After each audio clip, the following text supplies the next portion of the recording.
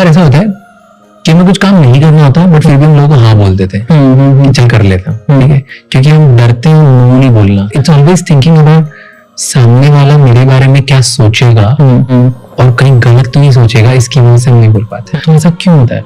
Right, सी अगर बहुत ही chronic सा इश्यू है जहाँ पे कहीं मैं ना नहीं बोल पा रहा हूँ, मैं दुनिया को हम अपने से ज्यादा वर्दी देखता हूँ, वो दुनिया में हर इंसान मुझसे बेटर है, सो मेरे पास वो सिचुएशन या ऑप्शन या अपॉर्चुनिटी नहीं है उनको मना करने का। प्रॉब्लम